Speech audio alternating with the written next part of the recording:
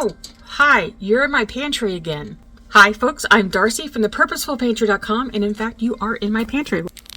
Here we go. That is my pantry in all of its glory, just to prove that in fact are in my pantry. Okay, so why are you here? First of all, I'm going to be doing some clean out of my pantry products that I know I'm no longer using, and it has nothing to do with the Best By dates. Best By dates for the pantry stock that you have usually don't matter at all. And I've got a video right here or right here, whichever way it's going to go, and down in the description box that talks about not wasting food by paying attention to those Best By dates for anything other than proteins or things in the refrigerator. They don't matter. What I'm doing instead is we're looking at trying to find new ways to repurpose things that we've stocked in our pantry that we don't use anymore. And you may have that in your pantry too. Specifically today, I'm going to be pulling out this jar of I've got 2 jars of Picante sauce that we're not using so much anymore, and I want to repurpose it for a different thing that we will use more of, which is Picante sauce chips. They're little sprinkles that we would put on salad, tacos, and baked potatoes and things like that that we do with this, that we make more use out of it that way than just this sauce. And then if I'm already going to be in my dehydrator making a snack, I'm going to find some other things that maybe we're storing and not using enough of for the amount of space it's taking. So as I look around, here's what I'm finding. I have a jar of applesauce here that has been here for quite a while. We're not using it anymore. Then if I look around, I also have these couple little jars of tomato paste that I don't use anymore because I typically take a large number 10 can of tomato paste, dry it to make tomato powder, and that's what I use to create tomato paste whenever I need it so that I don't have to store these little cans. So we're going to take these out and we're going to dehydrate them, and I'm going to show you a trick on how to dehydrate tomato paste to make it easier for you to know how much to put back into something down the road. So let's get started. So with all of this, I'm going to teach you some tricks and tips about using some of your products from your pantry to make snacks or preserve in a different way for your family. 2 jars of this is thick and chunky salsa. Picante sauce works too. This is just going to make chips for eating and snacking on and putting in food.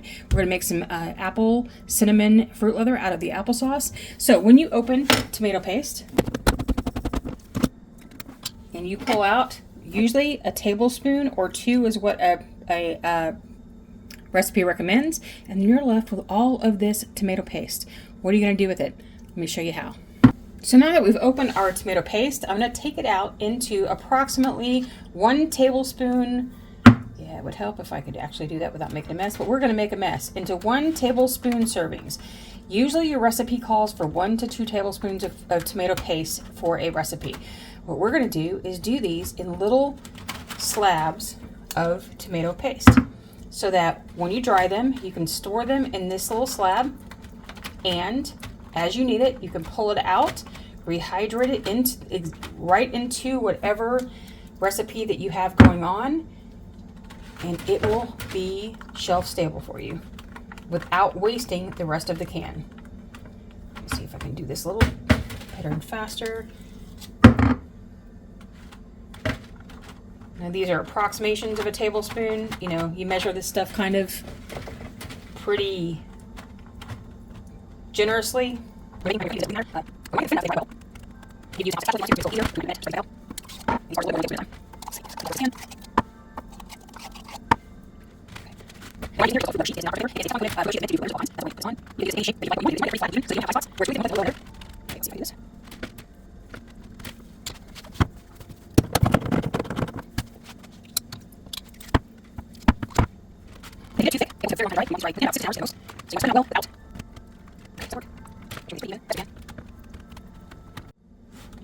As you can see, we have one really big piece right here because I got a little bit generous with my serving size, so we'll just add to it and spread it back out.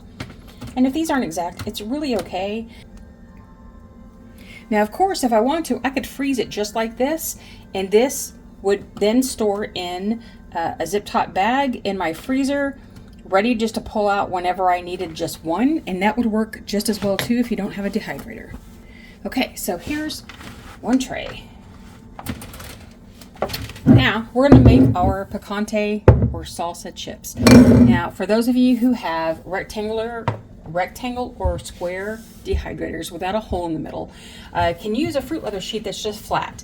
This will not follow the edge if you make sure not to run it out to the very edge. You can just pour it in the middle, spread it out some, and it'll do just fine. But for those of you who would like to make sure that it doesn't do anything but stay in your tray, you can do a few things. You can create a tray like this. This is just a Teflon fruit leather sheet that I use from a brand called Simply Homey. I'll have all the links for everything down below. That I just take a paper clip and create the corners here to make a lipped tray. Then what I can do is I can just pour my salsa or my picante sauce right in the middle and spread it out. Now I want this to be pretty much a solid piece of leather. That's kind of what it's going to be. So I may end up, oops.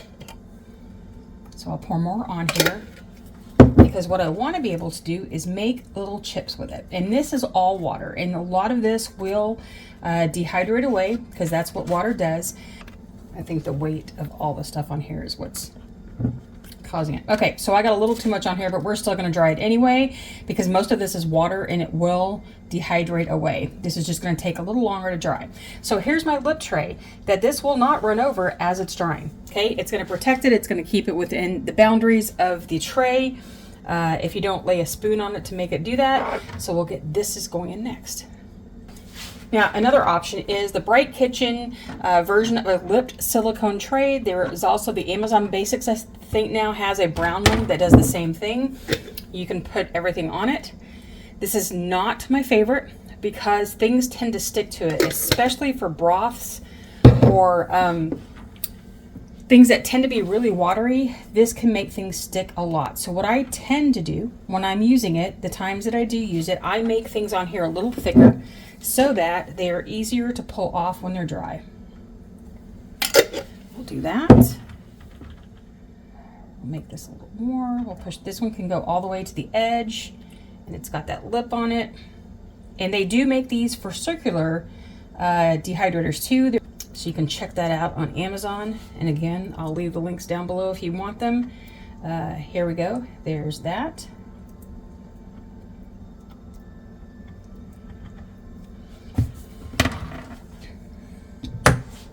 Okay, so what we also have is an option here that is the fruit leather sheet with the fruit tray that comes with my Cosori dehydrator. There are quite a few dehydrators on the market that also have these hard plastic trays. I'm going to go ahead and do this one last batch on it so that you can see how things turn out with it. This is also not my favorite. I use this as a drip tray at the bottom of my machine to keep it clean. But I want to make sure that I show all the options that are available to most people so that you know how to use your dehydrator well.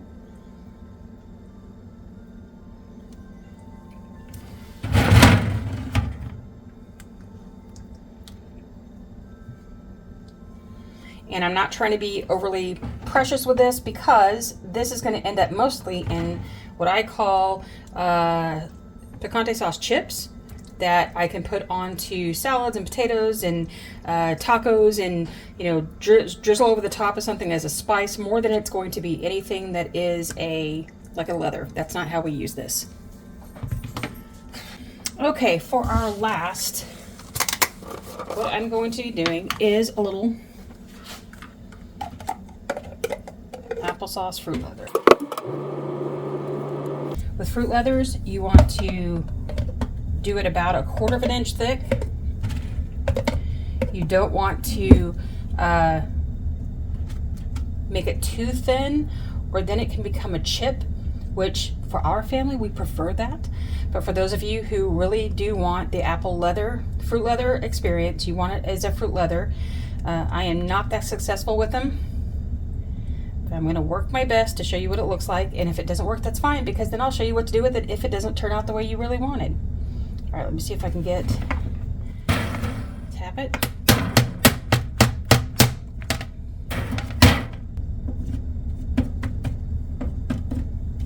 And what you want to do is make the edges a little thicker than the middle, because the edges tend to dry out faster, so you want them just a little bit thicker. And then when you're ready, you can either do this step ahead of time or after, it doesn't matter. So now what you can do is take some cinnamon that I have right here, and just sprinkle it across the top. However heavy you like it, however light you like it. It smells like apple pie. We're not going to do that today. So here's our apple leather. Now, think we're going to go ahead, spread it out just a little bit more here on the edges. It seems kind of thick.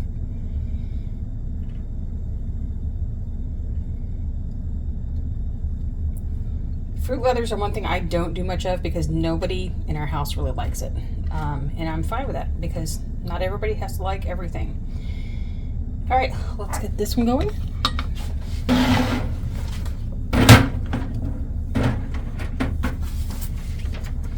This is another reason why I don't like these silicone trays very much, is because no matter how much I clean them, there's always dark water spots left over after that I can never seem to get off. And I'm, you know, it's like, okay. I'm not so worried about it because stained trays are a sign of a full pantry, and I'm happy with that, but sometimes it's just kind of a pain. So we're gonna do the rest, a good chunk of this applesauce here, spread it out.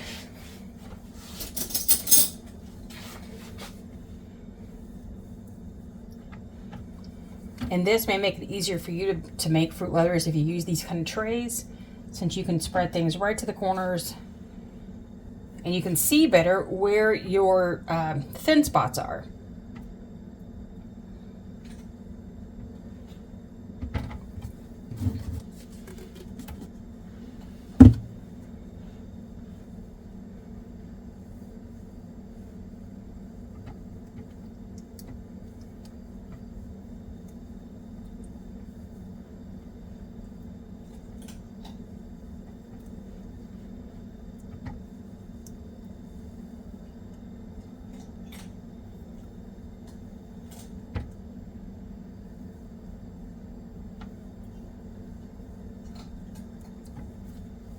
Okay, there's that last one.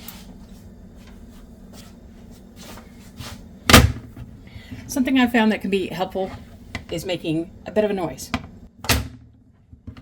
And what that does is it helps even out any of the high spots of your fruit leather and lets it kind of settle in. I don't know if you can see it, but you can still see some lighter spots and some darker spots. I'm not going to fuss over that too much because I'm just not. It's not worth that. So let's get started with this.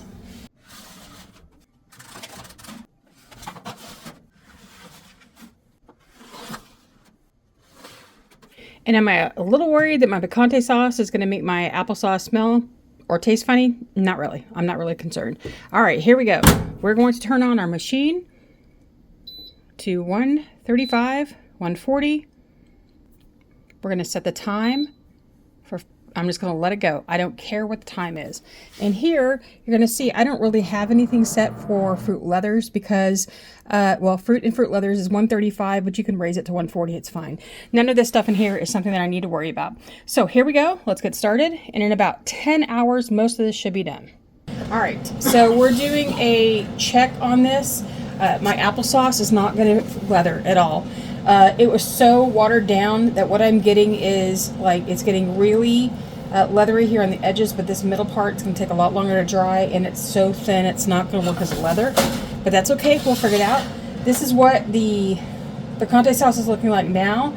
Again, this is on this silicone tray. Not so fond of, but it'll work for what we're doing with it. This is on the solid tray. This is in my makeup tray, made up tray, not makeup tray. And it's going to need some more time, but what I'm going to do is also go ahead and rotate this because we've seen that it's getting, that it's drying a little more on one side than the other. Just rotate, okay? Then here are our tomato discs. So what I've done with each of them is, well, I'm going to do that now, is I'm going to go through here and just flip them over because the top is pretty dry, but where it's touching the actual fruit leather, it's not going to dry there for a long time, but you can make it go faster by just flipping them over. Come on. And that one's not quite ready to flip. And we'll flip this last one. That one's almost not ready. But that's how you can get them to dry a little bit faster all the way around. Not so pretty, but they're going to be great in storage. Okay, to get started, we're going to start with the tomato discs that I made. These are frozen. They're still pliable, but they are frozen. So what you can, it's flash freezing. When you put it in on a flat surface, let it freeze, and then you can store it in an airtight container. You need to do this pretty quickly because the minute they start thawing and any kind of condensation forms on the the disc, they will start sticking to each other in the freezer. And that one did break because it was a little thin. But this is a quick and easy way to do the extra bit of paste and have it ready for the freezer, just like that. And I made a bit of a mess because they've been out for just long enough to start thawing a little bit. All right, so then let's get to our discs that we dried. I flipped them once during the drying process, except for ones that I didn't, so I could show you the difference. Here is one ready to go. This is basically a little bit of of tomato paste, fruit leather. That's kind of what it's like. It's a leather. Now what I want for my drying time is I want these to be really breakable, because that's how I prefer them, because I want it completely dry. But if you've got a leather that it's still a little pliable like this, it's still dry. If this doesn't fit your storage container, you can always tear it in half and know that it's going to take 2 pieces to make your heaping tablespoon of tomato paste. Or if you made these small enough, you can just slip them inside of your jar. Those are a number of ways that you can do that. I kind of asked some of my followers to see what they were doing. One tip I had was doing it inside of a ring when you would put your paste down, making sure it was small enough here and it would fit right into that jar. Now for me, I prefer powder over all of it because it's not worth storing this way. So what I'm going to do is that these are all going to go right back in the dehydrator when we're done, and I want good and crispy. Most of these are ready. There's one of them, this one, and then this one just felt like it could use a little time. So I want to put it back in. I'm going to link you to a video right here showing you how I make tomato powder. That way you don't have to wait around for this one. And that's how we'll use these. So it's definitely a great way to use up your extra tomato paste. Okay, so my applesauce, as I said, was done from commercial sauce that is very watery. So when I put it on the trays, I knew that it might not work into good leather because it was going to end up drying so thin that it might not work. But let me show you. It is coming right off my fruit leather sheet, which is why I love these things so much. And if I cut it and roll it, it is perfect fruit leather. I have never made such perfect fruit leather in the entire course of my dehydrating career. I'm not a fan of fruit leather as it is, and I've just never really hacked the way to get them without getting too crispy, because I would dry them too long to make sure the middle was always dry. But this is the way to get fruit leather, okay? It's still pretty thin, and over time, it might have gotten too brittle to actually use if I had left it in way too long, but I didn't. I just got perfect fruit leather. All right, now how to store this. One of my favorite tips from a long time ago was to take a piece of parchment paper and just put your fruit leather on it, just like that, okay? Then you can get rid of the excess if you want to, however you want to do that. Then what you're basically doing is, with good kitchen shears that you have that are for food, I wouldn't use them for anything else, but you can just make strips of your own.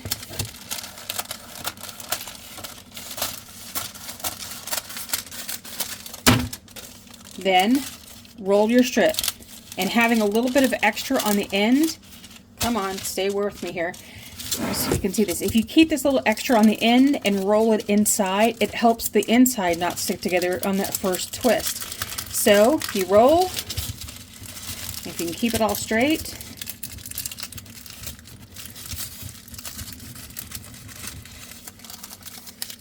and there you have some fruit leather.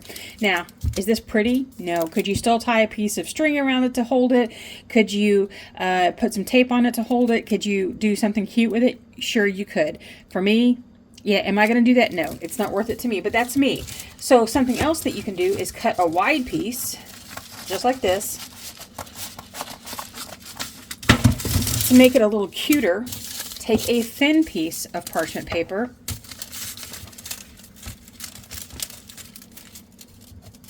come on, and when you roll it,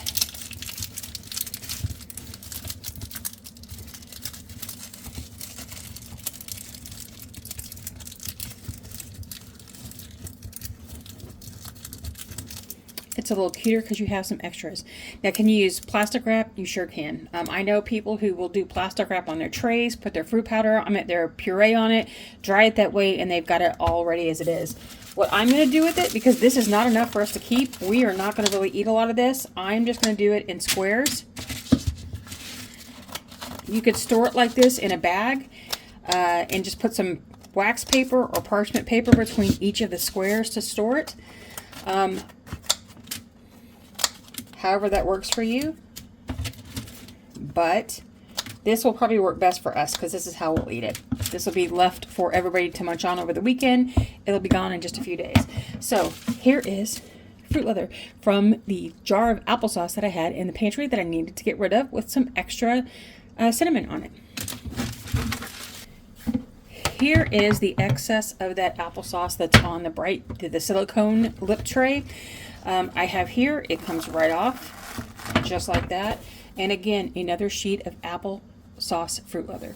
Okay, now the thing is about doing fruit leathers, if you get them too dry, they become brittle and they will break apart, which is fine because it's still good. It's just not chewy, but it's still great to snack on. You don't have to have it perfect.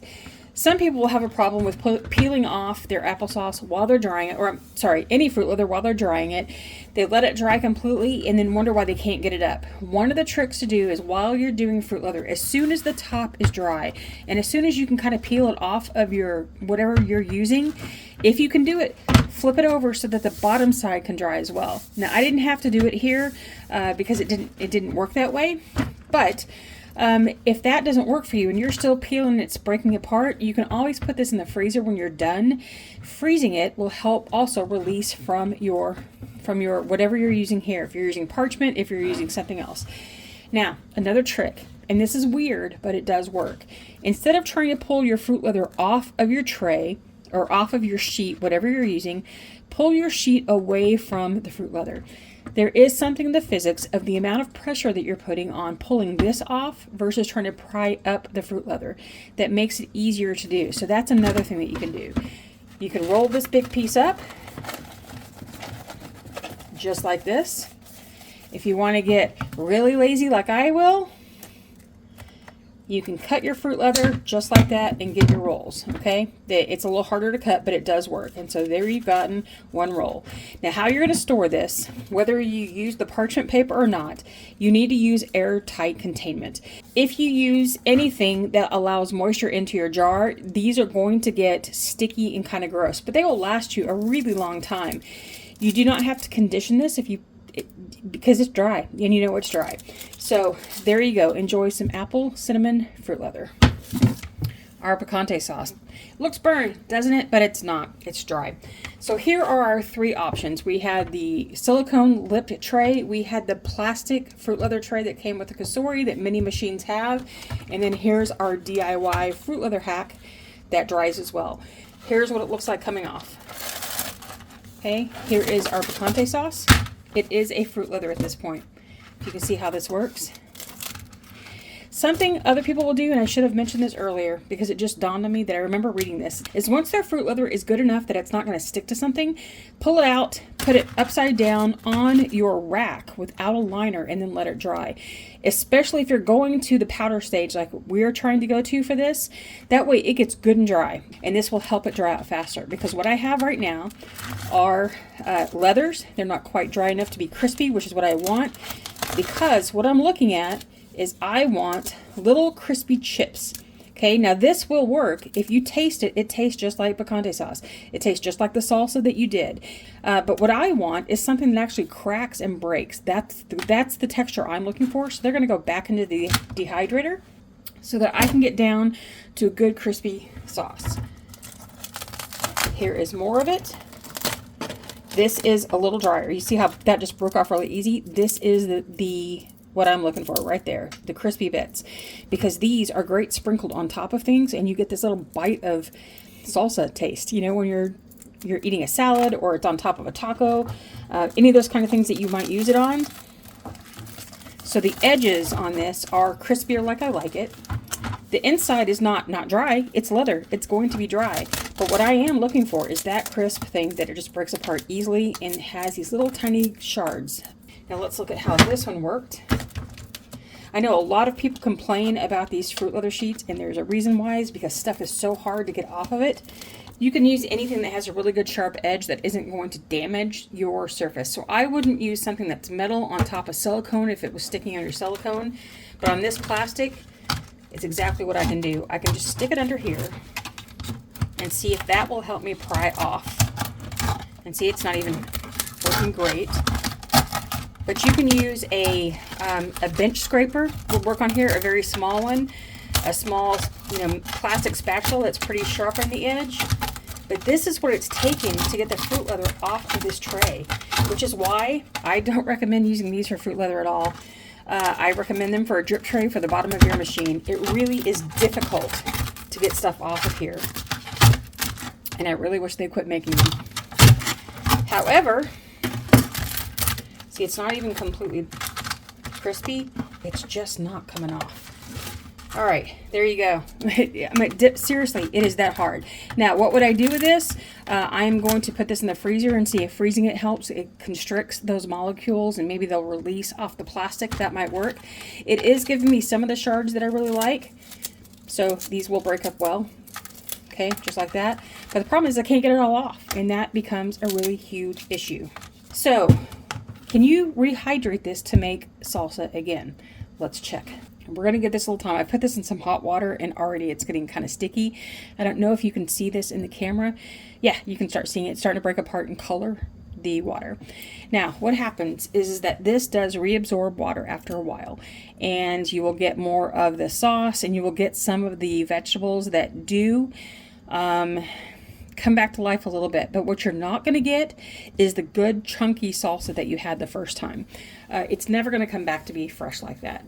So here's a tip. When you're rehydrating it, you can take a fork and just go through here and press down on the leather, and it helps break it up to get it to rehydrate a little faster. You can see it's starting to look a little bit like salsa or maybe picante sauce, whichever way you like to have it. Now here's what you're seeing. Inside are vegetables coming back to life, plus still parts of the fruit leather that need some more time to rehydrate. So let's do a taste test as soon as this has had a little more time to rehydrate. All right, here we go. Taste test. It's not quite rehydrated all the way, but it's good enough for this. Okay, now we have a little story time with Darcy. When I was young, just out of college, I was working in Austin, Texas, running a bookstore. And let me tell you, Barnes & Noble didn't pay well. And I was living on my own in an apartment with a car payment and didn't have a lot of money. And there would be days when there really wasn't much food in the apartment, and I would live on saltines and salsa. That would be my meal, whether it was breakfast, sometimes lunch, or even supper. This might be something that I would have for a meal because it was cheap. I had a lot of it, and I enjoyed it back then. It's probably one reason why I can't handle it now, because my stomach was ruined from having it so much then. But here's the taste test.